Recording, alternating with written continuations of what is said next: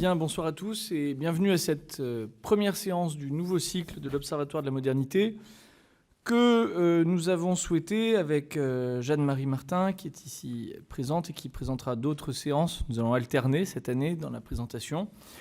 Nous avons souhaité donc consacrer au thème de la catastrophe ou de l'apocalypse. C'est cette dialectique entre les deux notions qui est un petit peu structurante pour notre année.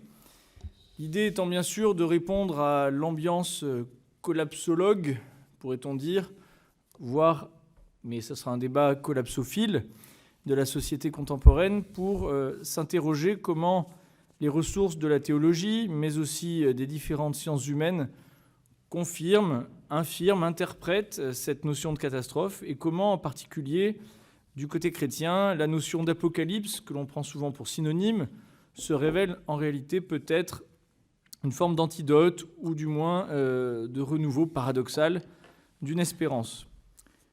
Alors lorsqu'on considère l'actualité la plus immédiate, sans faire une analyse à la Cassandre, ni non plus une analyse trop exhaustive, entre la catastrophe écologique avec ce que l'on voit déjà et ce que l'on nous promet, avec la crise sanitaire et économique consécutive, la crise politique qui a notamment pour symptôme cette archipélisation de la société française, dont la campagne à venir risque de montrer la profondeur et l'étendue.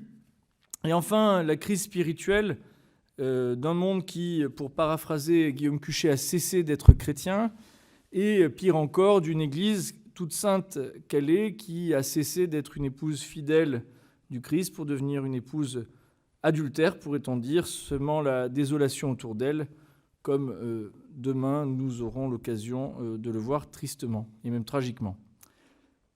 Je cesse là ce tableau qui, pour n'être pas exhaustif, est déjà tout à fait déprimant, pourrait-on dire, mais le mot est un peu faible. Et la question fondamentale qui se pose est de savoir si la catastrophe est notre seul horizon d'attente, si au contraire c'est l'apocalypse, qu'est-ce alors à dire ? Quelle espérance dans cette vallée de larmes, plus spécifiquement quelle espérance chrétienne ? Alors pour introduire notre propos de l'année en guise de conférence inaugurale, j'ai la grande joie et le grand honneur d'accueillir le père Adrien Candiard qui nous vient du Caire et donc qui est dominicain comme vous le voyez à son habit et ancien diplômé de l'École normale et de Sciences Po, auteur de nombreux ouvrages qui ont traitant à la science politique qu'à la spiritualité et à la théologie chrétienne, avec également un domaine d'expertise qui fait qu'il a une notoriété toute particulière en France, notamment parmi les étudiants que je suis heureux de saluer, autour de la connaissance de l'islam et la capacité à tordre le cou à certaines idées préconçues en la matière. C'est donc une grande joie et un grand honneur de l'accueillir parmi nous. Je n'en dis pas plus sur son propos, au risque de le contrefaire d'une manière ou d'une autre, et je lui laisse très volontiers la parole. Un grand merci pour cette invitation. Merci à vous d'avoir bravé le froid polaire qui s'est abattu sur la France. Je vous assure, quand on vient du Caire, on perd quelques degrés. Et d'avoir aussi bravé la morosité, voilà, donc, dont on va quand même un peu parler ce soir. Même si je pense que de fait, c'est le dernier soir où on ne va pas parler des abus, puisqu'on risque à partir de demain d'en avoir beaucoup. Les temps sont bons pour les affaires. En tout cas, mes affaires de frères prêcheurs, mes affaires de curés. S'il est vrai, en tout cas, comme on l'entend partout, que les religions prospèrent sur les désastres, sur le malheur, sur l'ignorance ou l'inexplicable. S'il est vrai que nous, l'Église catholique, nous nous sommes engraissés sur la décomposition de l'Empire romain, que nous avons fait nos choux gras de la peste noire, que nous avons su profiter, par exemple, des tremblements de terre pour culpabiliser les gens en leur expliquant que c'était à cause de leurs péchés que Dieu punissait, alors, surtout, n'hésitez plus, investissez d'urgence dans l'Église catholique. Je sais que les cours sont pour le moment plutôt au plus bas, donc c'est précisément le moment d'investir. Parce que les actions vont monter. En effet, nous avons tout anticipé. En effet, ils reviennent comme jamais, tous ces fantômes moyenâgeux, ces guerres et catastrophes qui ont fait notre prospérité habituelle. Lisez le journal, connectez-vous à Internet, faites ce que vous voulez pour vous renseigner, et vous les verrez assez vite, je crois, sur notre planète dont le réchauffement n'est plus une menace théorique, mais se traduit par la multiplication des désastres, ce qu'on a vu cet été encore, vous les verrez cavaler librement, les fameux 4 cavaliers de l'Apocalypse. L'épidémie, ai-je besoin d'en dire un mot? La guerre, alors là vous avez le choix, ou bien la guerre sans fin contre le terrorisme, dont on ne voit jamais pourquoi elle s'arrêterait, ou le renouveau régulier quand même des menaces de destruction nucléaire. L'hérésie, qui dirait en tout cas que l'Église est en pleine forme. Seule la famine, sous nos latitudes, semble se faire attendre, mais rassurez-vous, elle se porte plutôt bien ailleurs. Et encore, le mot pénurie, il me semble, revient à la mode, pas seulement en Grande-Bretagne, et tous les souvenirs n'ont peut-être pas disparu chez vous de ces clients de supermarchés qui vidaient les rayons de pâtes et de papier toilette. Pourquoi ces catastrophes devraient être une bonne nouvelle pour les chrétiens? Parce que nous avons, dans la Bible, plusieurs textes qui semblent précisément faits pour nous donner la clé de ces temps de crise, pour nous permettre de les expliquer. On connaît au moins de nom le livre de l'Apocalypse, le dernier livre du Nouveau Testament, auquel je viens de faire allusion avec ces fameux 4 cavaliers qui font partie des calamités nombreuses décrites dans ce livre assez mystérieux. Mais ce qu'on a, c'est bien un genre littéraire à part entière, que les spécialistes appellent justement le genre apocalyptique, qui est apparu dans quelques livres tardifs de l'Ancien Testament. Ça apparaît dans la période, disons, hellénistique du judaïsme, comme genre littéraire, qui est aussi très présent, oui, dans l'Ancien Testament, le livre apocalyptique par excellence, c'est le prophète Daniel, qui n'a pas grand-chose à voir avec un livre prophétique et qui est clairement un livre apocalyptique. Un genre qu'on retrouve fortement dans le Nouveau Testament, notamment dans l'Apocalypse attribué à Jean, livre pas facile à interpréter, mais les évangiles, en particulier les synoptiques, c'est-à-dire Marc, Matthieu et Luc, rapportent tous de longs discours de Jésus qui s'apparentent très clairement au genre littéraire apocalyptique. Une littérature de crise, donc, qui se caractérise par certains thèmes: l'attente impatiente de la fin du monde, une vision historique universelle et même cosmique, où les éléments sont impliqués. Des récits fantastiques, difficiles à prendre au pied de la lettre, et une ambiance extrêmement dramatique. Je vous propose d'en juger vous-même avec un passage de l'Évangile selon saint Matthieu, le chapitre 24, qui va être la trame de ma réflexion avec vous ce soir. Alors, je ne vais pas vous lire tout le chapitre 24, mais une partie quand même. En fait, oui, je pourrais ne vous lire que des versets bibliques ce soir, mais je n'ose pas encore faire ça. Un jour, je ferai ça en conférence, ne lire que de la Bible. Je pense que tout le monde y gagnerait, mais bon, j'en suis pas encore là. Comme Jésus s'était assis au mont des Oliviers, Jésus est à Jérusalem, mais on est vers la fin de l'Évangile. Les disciples s'approchèrent de lui à l'écart pour lui demander « Dis-nous quand cela arrivera, et quel sera le signe de ta venue et de la fin du monde ?» Jésus leur répondit « Prenez garde que personne ne vous égare, car beaucoup viendront sous mon nom et diront « C'est moi le Christ ». Alors ils égareront bien des gens.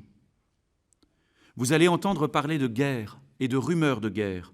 Faites attention, ne vous laissez pas effrayer, car il faut que cela arrive. Mais ce n'est pas encore la fin. On se dressera nation contre nation, royaume contre royaume. Il y aura en divers lieux des famines et des tremblements de terre. Or, tout cela n'est que le commencement des douleurs de l'enfantement.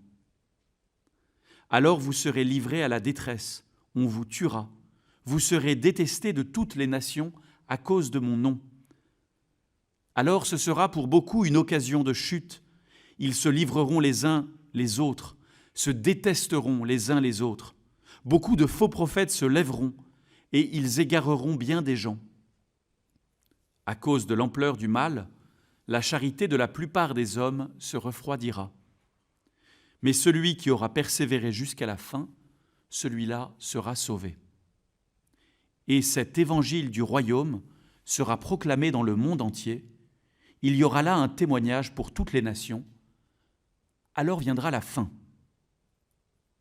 Lorsque vous verrez l'abomination de la désolation installée dans le lieu saint, comme l'a dit le prophète Daniel, que le lecteur comprenne, alors ceux qui seront en Judée, qu'ils s'enfuient dans la montagne, celui qui sera sur sa terrasse, qu'il ne descende pas pour emporter ce qu'il y a dans sa maison, celui qui sera dans son champ, qu'il ne retourne pas en arrière pour emporter son manteau. Malheureuses les femmes qui seront enceintes et celles qui allaiteront en ces jours-là. Priez pour que votre fuite n'arrive pas en hiver, ni un jour de sabbat. Alors en effet, il y aura une grande détresse, telle qu'il n'y en a jamais eu depuis le commencement du monde jusqu'à maintenant, et telle qu'il n'y en aura jamais plus. Et si le nombre de ces jours-là n'était pas abrégé, personne n'aurait la vie sauve. Mais à cause des élus, ces jours-là seront abrégés. Alors si quelqu'un vous dit, voilà le Messie, il est là, ou bien encore, il est là, n'en croyez rien. Il surgira de faux messies et de faux prophètes. Ils produiront des signes grandioses et des prodiges, au point d'égarer, si c'était possible, même les élus. Voilà, je vous l'ai dit à l'avance. Si l'on vous dit, le voilà dans le désert, ne sortez pas. Si l'on vous dit, le voilà dans le fond de la maison, n'en croyez rien. En effet, comme l'éclair part de l'Orient et brille jusqu'à l'Occident, ainsi sera la venue du Fils de l'homme. Selon le proverbe, là où se trouve le cadavre, là se rassembleront les vautours. Aussitôt, après la détresse de ces jours-là, le soleil s'obscurcira et la lune ne donnera plus sa clarté. Les étoiles tomberont du ciel et les puissances célestes seront ébranlées. Alors paraîtra dans le ciel le signe du Fils de l'homme. Alors toutes les tribus de la terre se frapperont la poitrine et verront le Fils de l'homme venir sur les nuées du ciel avec puissance et grande gloire.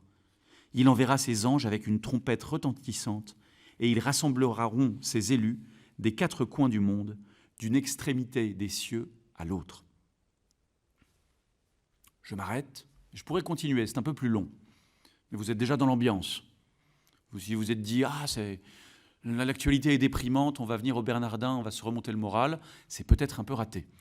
Car c'est une page d'évangile un peu difficile, vous l'entendez, pleine d'annonces inquiétantes et d'affirmations contradictoires, dans lesquelles il est difficile de bien comprendre de quoi Jésus parle.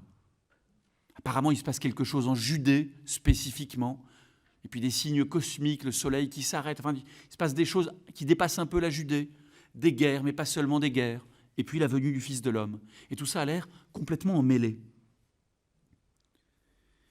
Mais vous conviendrez surtout qu'en ces temps de catastrophe où nous sommes, en ces temps où le changement climatique nous donne l'avant-goût des bouleversements qui nous attendent, on voit incendies gigantesques, inondations destructrices, territoires côtiers engloutis par la montée des eaux, des pays entiers en voie de désertification, des tensions autour des ressources en eau et en nourriture qui font craindre les guerres les plus impitoyables, celles où on lutte pour sa survie. Eh bien, c'est un peu Apocalypse Now. Donc, face à la catastrophe qui vient et à laquelle on s'efforce de ne pas trop penser, nous devrions peut-être, nous, chrétiens, passer nos journées à étudier ce discours de Jésus. Cette annonce de catastrophe devrait réveiller quelque chose en nous. Est-ce que ça n'a pas été prononcé précisément pour nous? Alors, est-ce que c'est ce que nous faisons dans l'Église catholique? Je ne crois pas. Je dirais même pas du tout. Hier, je discutais avec un ami un catholique pratiquant de 25 ans, et je lui parlais un peu de ce que j'allais vous dire ce soir, et il m'a regardé avec des yeux ronds. Ces pages apocalyptiques de l'Évangile, il n'en avait jamais entendu parler. Il les a pourtant entendus lire en allant à la messe, le dimanche à la fin de l'année liturgique. Mais il les a entendus suffisamment neutralisés pour qu'en réalité, ils ne les entendent pas. Et je crois qu'il est loin d'être un cas isolé.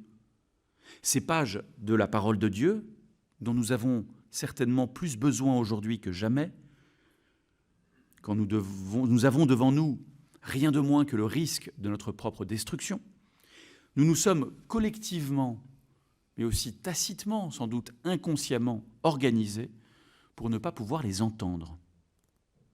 Et il y a à cela, je crois, d'excellentes raisons. Ce n'est pas par bêtise ou par méchanceté qu'on occulte en général la parole de Dieu. Nous craignons simplement de ressembler à des illuminés, ce qui est normal, comme le grand prophète Philippulus. Vous savez en tête Philippulus, au début de l'Étoile mystérieuse, l'espèce d'illuminé qui, alors que Tintin va sauver le monde, se crie la fin du monde est proche. Voilà, on n'a pas très envie de lui ressembler. Nous avons surtout un peu de mémoire historique. Et nous savons que tous les prophètes de malheur, qui ont cru pouvoir s'appuyer sur l'Écriture pour décrypter les événements de leur temps, se sont toujours trompés. Si les lectures apocalyptiques de l'histoire ont été probablement moins présentes qu'on ne l'affirme, mais reste que la chute de l'Empire romain ou le schisme d'Avignon contemporain de la peste noire ont été des temps propices à l'annonce d'une fin du monde imminente. On pouvait en voir réellement des signes, et certains chrétiens de bonne foi pouvaient se dire ça correspond à peu près à ce que Jésus ou l'Apocalypse de Jean nous décrivent. Toutes ces annonces d'une fin du monde imminente ont été, vous le savez, remises à plus tard. Et trop de tragiques histoires de sectes millénaristes nous ont enseigné ces dernières décennies que ceux qui manipulent les angoisses de fin du monde sont en général plutôt dangereux et nous n'avons pas très envie de leur ressembler. Il faut dire aussi qu'au fil des siècles, les développements scientifiques ont rendu nombre de phénomènes auxquels nous assistons nettement moins merveilleux. Ce désenchantement du monde a fait sortir les catastrophes naturelles du rayon des manifestations surnaturelles. La tectonique des plaques a dépouillé Dieu d'une bonne partie de l'arsenal avec lequel il pouvait nous tenir en respect. Ce qui a produit d'ailleurs un étonnant renversement. Très longtemps, pendant des siècles, un tremblement de terre amenait les hommes à se repentir de leurs fautes, à expier leur culpabilité, à demander pardon, puisque cette catastrophe semblait la punition de leurs mauvaises actions. Le tremblement de terre qui a détruit Lisbonne, le jour de la Toussaint 1755, longuement commenté par Voltaire en particulier, mais ce n'est pas le seul, ouvre une période nouvelle. Alors que ça a en plus lieu le jour d'une fête religieuse, ça n'est plus aux hommes qu'on demande des comptes, mais à Dieu. Beaucoup déduisent d'ailleurs de catastrophes de ce genre-là que Dieu ne peut pas exister. Ou alors, s'il existe, comme disait l'autre, j'espère qu'il a une bonne raison. On se met à en vouloir à Dieu des catastrophes naturelles en se disant « s'il nous punit, c'est injuste ». Et donc, il est improbable qu'il nous punisse, ça ne veut rien dire. Croyants et non-croyants ont évacué, en général, l'explication théologique des catastrophes naturelles. Cela nous a donc rendus prudents, à juste titre, avant de chercher à nous lancer dans une explication théologique des événements du monde. Chat échaudé craint l'eau froide, on ne va pas nous y reprendre. Reste pourtant que ces pages un peu gênantes du Nouveau Testament qui nous invitent à le faire quand même, on ne peut pas purement et simplement les arracher. Alors le livre de l'Apocalypse, on peut l'évacuer. En général, on y arrive assez bien d'ailleurs. C'est un livre qu'on lit très peu. Mais quand c'est de la bouche même de Jésus que sort le discours apocalyptique, on est quand même bien obligé de déployer quelques stratégies pour le rendre inoffensif. Première stratégie, on historicise, ce qui est d'ailleurs une démarche en soi légitime et salubre. Il est en effet difficile de ne pas voir dans les versets que j'ai lus devant vous que, à l'annonce de la parousie, du retour du Christ à la fin des temps, se mêlent des éléments qui semblent bien décrire d'une façon ou d'une autre l'histoire de la destruction du temple de Jérusalem par les Romains en 70.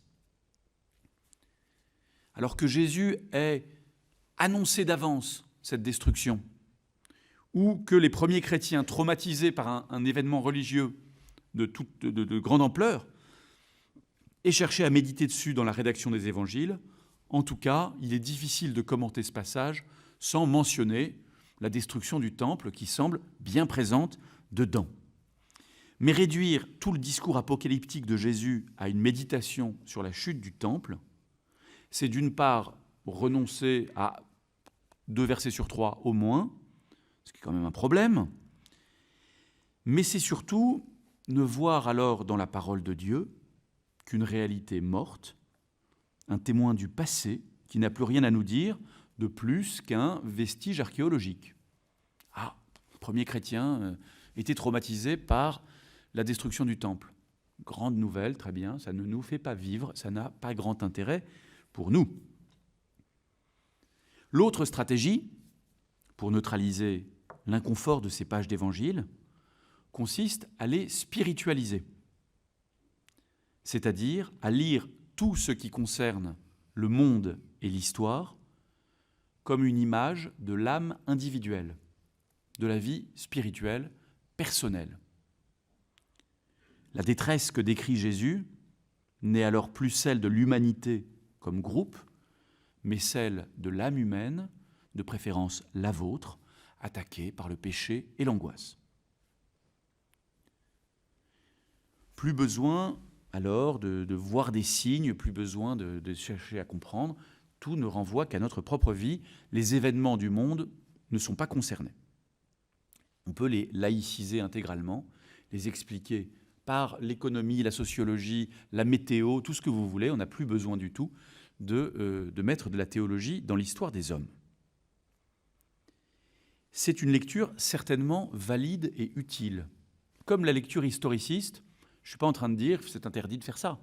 Pourquoi pas? Ça s'appuie d'ailleurs sur une vraie tradition dans l'Église. Cette manière de lire, dans son principe, c'est tout à fait traditionnel.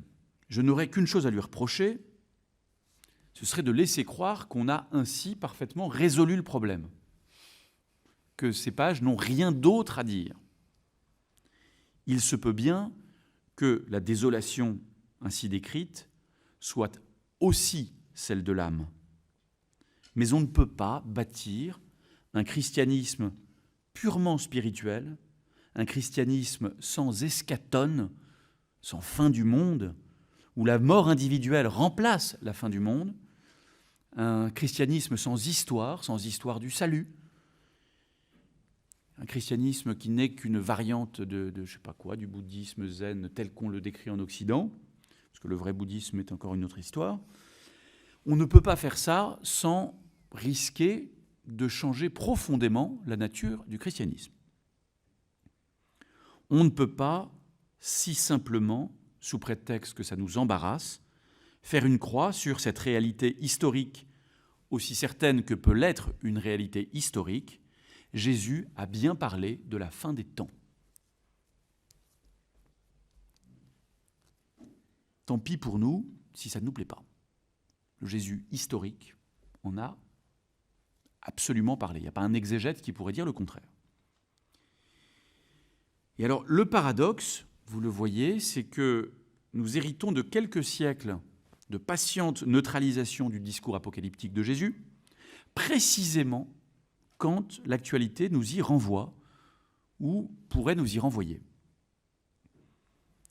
Il semble désormais bien établi que nous courons un peu à notre perte, ou du moins à la multiplication des catastrophes.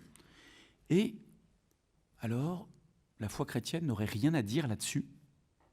La parole de Dieu nous laisserait absolument sans ressources face à un péril mortel pour l'humanité entière. Nous n'aurions rien à annoncer au monde dans une situation aussi dramatique, en tout cas rien de plus qu'un discours certes ancien et coloré, mais globalement concurrent de la méditation de pleine conscience ou des méthodes de développement personnel. C'est quand même un peu pathétique. Le risque qu'on fait courir à la parole de Dieu, c'est celui de l'insignifiance. Si la parole de Dieu, nous la traitons comme un luxe pourtant calme, on y reviendra quand on aura fait face au dérèglement climatique, parce que ça, on va régler ça plutôt avec les scientifiques qui sont les gens sérieux, alors, en fait, la parole de Dieu ne sert à rien. C'est une question de foi un peu vertigineuse. Quelle place sommes-nous prêts à lui accorder pour de vrai à cette parole de Dieu, quand les choses deviennent sérieuses, quand les questions sont vitales? Nous n'avons pas le choix, en tout cas je n'ai pas le choix, je dois tenter de lire ces pages apocalyptiques, ou alors ça a tellement peu d'intérêt que j'ai intérêt à changer de métier et de vie. Alors vous allez me dire que j'exagère quand je dis qu'on n'en parle pas, parce que le pape, lui, quand même, parle d'écologie. Est-ce qu'il n'a pas publié une encyclique, Laudato Si, sur laquelle on travaille, je crois, dans cette maison, et qui a contribué grandement à la prise de conscience écologique, bien au-delà d'ailleurs des seules frontières de l'Église. Je n'ignore pas du tout ce texte majeur, j'entends pas le minimiser, mais vous voyez aussi qu'il ne répond pas à la même question. Il nous dit ce que nous devons faire, il ne nous donne pas le sens des événements que nous vivons. Alors vous voyez, je viens de placer la barre assez haut pour la suite de mon intervention. Si l'enjeu est si dramatique, il faut vous proposer aujourd'hui une lecture du discours apocalyptique de Jésus, et une lecture, tant qu'à faire, qui serait incroyablement éclairante, qui changera votre regard sur la situation du monde. Alors, spoiler, ça ne va pas arriver. En tout cas, pas ce soir et pas avec moi. Mon ambition est beaucoup plus modeste. Ce sera de nous encourager tous à rouvrir le livre avec foi et de faire ce travail. Et pour vous encourager, je commence à le faire moi-même, rassurez-vous, je ne vous le renvoie pas tout de suite en vous disant lisez, essayez de comprendre. Mais le travail, de toute façon, va rester à faire.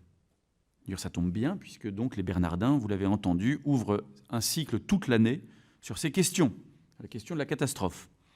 Et surtout, je compte aussi sur chacun d'entre nous pour nous mettre à l'écoute de la parole. Alors ce travail suppose une précaution préalable.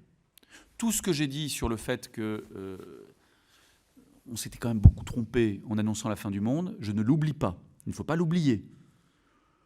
Chercher à identifier dans un verset tel ou tel événement précis de notre actualité, que ce soit le réchauffement climatique ou la mort de Bernard Tapie, c'est systématiquement une fausse piste. Notre histoire l'a montré. À chaque fois qu'on l'a fait, on s'est trompé. Ne croyons pas qu'on va mieux y arriver.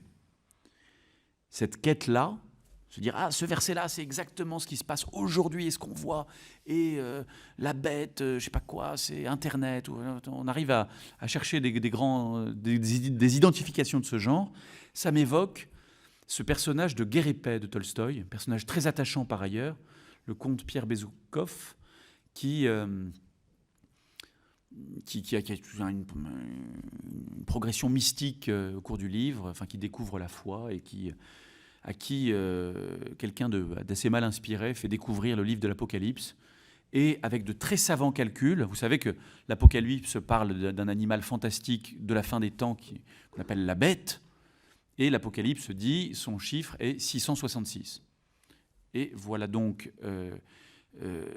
Pierre Bezoukov qui, avec des très savants calculs, mélangeant un peu l'hébreu et le français, c'est quand même bizarre, arrive à trouver que 666, ça signifie en français l'empereur Napoléon. Ah, c'est pas mal. Alors, là où ça se corse, et c'est là que ça devient assez drôle, et Tolstoï raconte ça de façon très très neutre, et c'est là qu'il y a beaucoup d'humour, c'est que, je ne sais pas très bien d'où il sort ça d'ailleurs, il se dit que lui-même doit évidemment avoir un rôle à jouer. En général, quand on identifie l'actualité à des grandes choses, des grands événements cosmiques et apocalyptiques, c'est que soi-même, on veut y jouer un rôle de premier plan, et donc il s'imagine que la personne qui va tuer la bête doit aussi arriver au chiffre 666, alors je ne sais pas d'où il sort ça, et alors il torture surtout les chiffres et les lettres pour arriver à faire correspondre ça à son nom. Et il arrive presque à ça avec le russe Bezoukov. Mais ça ne marche pas exactement, il y a une lettre en trop, donc ça fait 5 numéros de trop, etc. Donc il retire la lettre E de le russe, parce que c'est seulement un article, donc il le remplace par une apostrophe, donc ça fait le russe Bezoukov, et là ça marche. Bon, c'est un peu ridicule évidemment de chercher à identifier comme ça. L'erreur consiste, bien sûr, à prendre les textes apocalyptiques pour des descriptions de ce qui doit venir, qu'il faudrait s'efforcer de décoder pour identifier les événements et les personnages de son époque, comme si ces textes avaient été écrits uniquement pour une génération, celle des contemporains de la fin des temps. Parce que pour que l'initiative de Pierre serve à quelque chose, de Pierre Bezoukov, il aurait fallu que Napoléon soit effectivement la bête et que l'histoire s'arrête. On soit vraiment arrivé à la fin des temps. Or, nous savons 2 siècles après que l'histoire ne s'est pas arrêtée et que Napoléon n'était pas la bête de l'Apocalypse. On en est à peu près certain. Ce serait donc prêter à Dieu un dessein franchement déroutant et à sa parole une utilité extrêmement limitée. Une seule génération pourrait la lire, et en plus, on ne saurait même pas quelle génération. Parce que pour savoir que ce n'était pas notre génération, il faut attendre qu'on soit mort. C'est quand même pas très commode. Jésus, d'ailleurs, semble lui-même écarter cette manière de faire, un peu plus tard dans le chapitre 24, je ne vous ai pas tout lu, quand il dit « Quant à ce jour et à cette heure-là, nul ne les connaît, pas même les anges des cieux, pas même le Fils, mais seulement le Père, et lui seul. » Autrement dit, si vous cherchez à faire des identifications hâtives, vous allez dans le domaine que seul le Père connaît, pas même le Fils. Ce genre de décodage est donc par nature voué à l'échec. Les textes apocalyptiques du Nouveau Testament, ça n'est pas la page « jeu » du journal de Mickey. Et pourtant, le même Jésus nous demande aussi de faire l'effort d'interpréter ce qui nous arrive. Juste avant de dire « vous ne connaissez pas le jour ni l'heure », il nous dit « laissez-vous instruire par la parabole du figuier ». Moi j'aime bien les figuiers. « Laissez-vous instruire par la parabole du figuier, dès que ses branches deviennent tendres et que ses feuilles sortent, vous savez que l'été est proche. De même, vous aussi, lorsque vous verrez tout cela, sachez que le Fils de l'homme est proche à votre porte. » C'est un peu l'idée que reprendra le Concile Vatican II quand il appellera à lire les signes des temps. Il y a donc une espèce de ligne de crête difficile sur laquelle il faut se tenir. Le discours apocalyptique n'est pas un code de l'actualité de la fin des temps, mais il nous donne bien plutôt le sens de l'histoire humaine, de l'histoire que nous traversons tous. Et c'est pour ça qu'on peut le lire, même si on n'est pas dans la génération qui connaît la fin des temps. Il révèle la signification profonde et véritable de l'histoire, ce qui n'est pas exclusif des autres significations et explications qu'on peut y trouver par l'économie, la politique, le social. Ce qui est important, ce que je dis là, hein, parce que les acteurs de l'histoire sont de vrais acteurs. Les peuples, les responsables politiques, les je sais pas quoi, les décideurs, les acteurs économiques prennent des vraies décisions qui ont un véritable impact. On n'est pas un jeu de Playmobil où Dieu nous manipule. Donc l'histoire, nous la faisons, mais son sens véritable, son sens le plus profond, est celui que nous révèle l'Écriture. Et de ce point de vue, je crois que le discours apocalyptique de Jésus dans l'évangile de Matthieu nous donne 2 principales leçons que je voudrais tirer avec vous ce soir.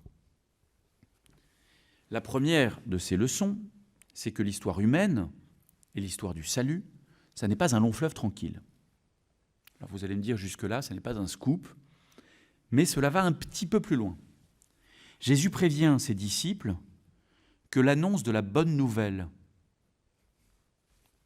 qui commence avec sa prédication, ne va pas avoir d'effet pacificateur sur l'histoire humaine. Le salut, ça n'est pas une montée progressive d'évangélisation de tous, de chacun, du monde, et du fait que tout va très bien se passer, puisque nous nous tournons tous vers Jésus. Au contraire, de même que la vie publique de Jésus, loin de réconcilier ses contemporains, les a en fait obligés à se dévoiler, à choisir, à prendre position pour ou contre l'amour de Dieu révélé en lui. De même, le temps où nous sommes, c'est-à-dire le temps d'après la résurrection, le temps de l'annonce de l'évangile du royaume dont parle Jésus, c'est le temps de la crise permanente, au sens propre du mot crise, qui est, vous le savez sans doute, qui signifie en grec le temps du choix, le temps de la clarification. Le progrès de l'annonce de l'évangile dans le monde entier, au cours de l'histoire, n'arrange rien. Au contraire, il approfondit la crise. Plus vous annoncez l'évangile et plus vous approfondissez la crise du monde. J'en suis désolé. Parce que cela lève tous les commodes malentendus où pouvaient se réfugier les consciences. On est un peu obligé de choisir. Ça ne veut pas dire du tout que dès lors, le monde se partage entre les gentils et les méchants, les chrétiens étant les gentils.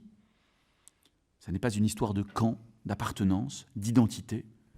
D'ailleurs, Jésus, vous l'avez entendu, le dit, à cause de l'ampleur du mal, la charité de la plupart des hommes se refroidira. Il ne s'agit pas seulement d'avoir sa carte du parti. La révélation du royaume provoque la croissance, l'explosion même du péché.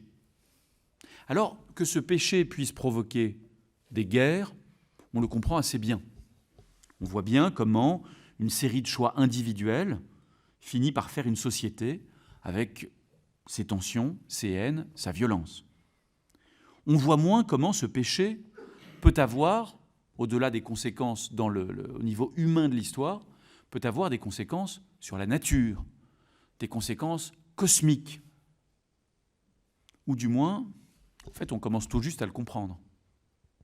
Pendant des millénaires, notre péché n'impactait effectivement que le monde des hommes.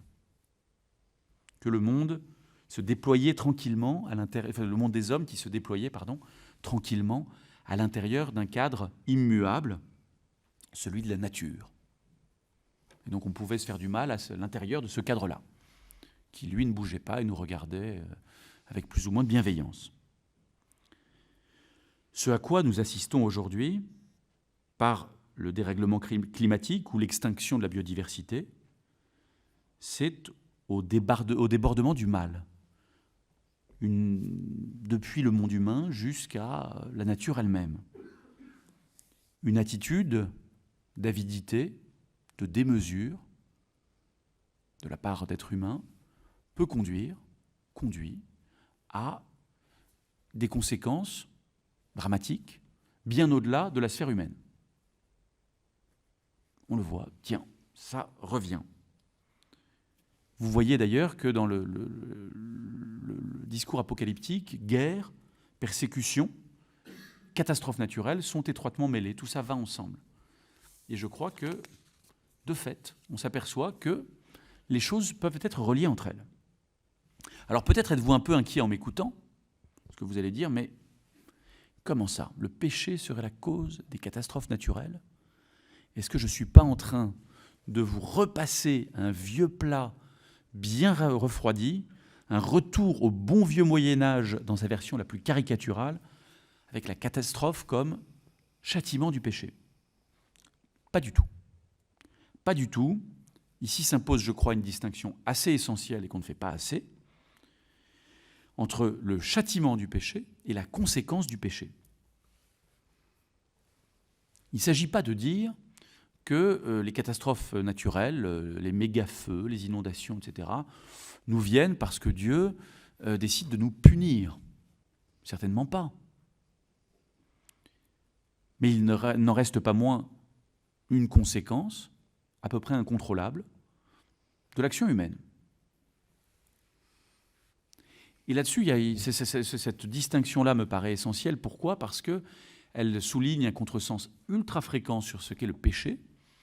Le péché n'est pas une action lambda que Dieu a décidé d'interdire parce que ça ne lui plaît pas. Comme manger du fruit de l'arbre pour Adam et Ève. Dieu dit, bon, allez hop, je vais les embêter, je vais leur interdire un truc qui en plus est assez bon. Non, pas du tout. Ce que dit Dieu à Adam et Ève, c'est « si vous en mangez, vous mourrez ». Nous, on est tellement marqués par le péché, justement, qu'on entend « si vous en mangez, je vais vous tuer, je vais vous châtier ». Mais pas du tout.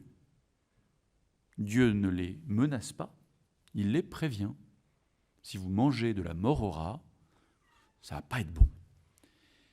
De la même façon, quand l'Évangile nous met en garde contre l'avidité et la démesure, c'est pas parce que ça fait pas plaisir au bon Dieu et que du coup il va s'énerver, il va nous taper dessus, mais bien parce que ça a des conséquences.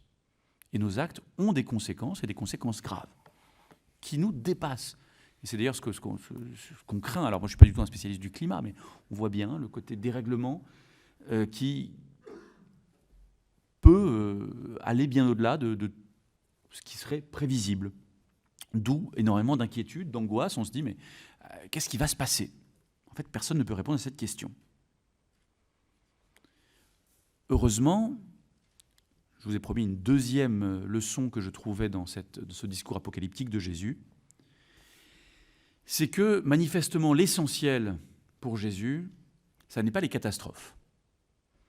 Il les annonce, il dit « je vous ai prévenu, attention, ça va être très compliqué, mais l'essentiel n'est pas là.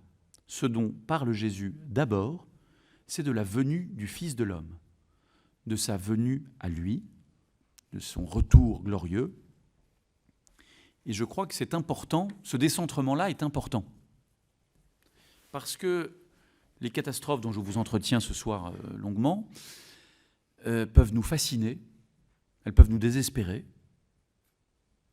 Et je connais beaucoup de gens qui, d'ailleurs, très sincèrement, n'en dorment plus.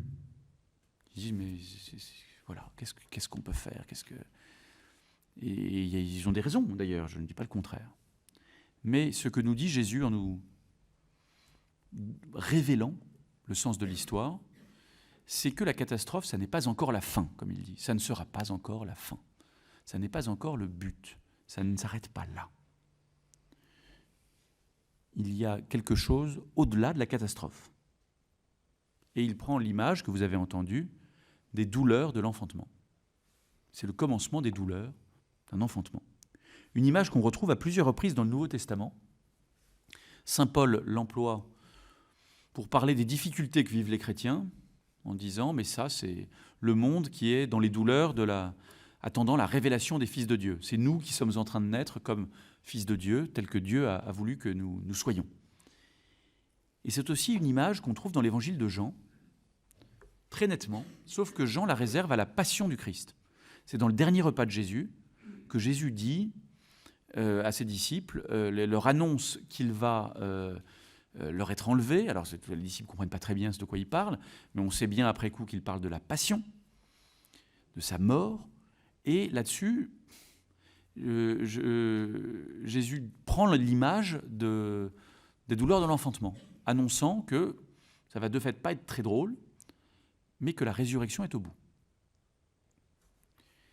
Et que cette épreuve-là, qui est une épreuve réelle, celle de la croix, Jésus n'a pas fait semblant, n'a pas fait ça en rigolant et en se disant « pas de problème, je connais la fin ». Cette épreuve-là est en quelque sorte, et donc pour saint Jean, expliquée par cette image de l'enfantement et de ses douleurs, et c'est précisément la même image que Jésus emploie ici pour parler de l'histoire humaine arrivant jusqu'à la parousie, jusqu'au retour du Christ. Je crois que ce parallèle entre la passion et la résurrection d'une part, et l'histoire et son terme, qui est le retour du Christ, a en fait pas mal de sens. En effet, Jésus ne nous dit pas « Écoutez, occupez-vous de spiritualité, toutes ces histoires d'écologie, ça commence à bien faire, c'est quand même pas très intéressant, la planète, ça va. C'est pas, vous êtes, vous, d'ailleurs, et rassurez-vous, vous serez sauvés au paradis, et toute la création, là, de toute façon, c'était fait pour passer, c'était jetable, donc c'est pas grave si vous le détruisez. » Jésus ne dit pas ça du tout. Il ne dit pas plus ça qu'il ne dirait « La croix, finalement, ça n'a aucune importance. » Non, il y a le mal comme réalité historique agissante est à prendre au sérieux. Et Dieu la prend au sérieux, avec ses conséquences. Il la prend au sérieux, mais il en est vainqueur.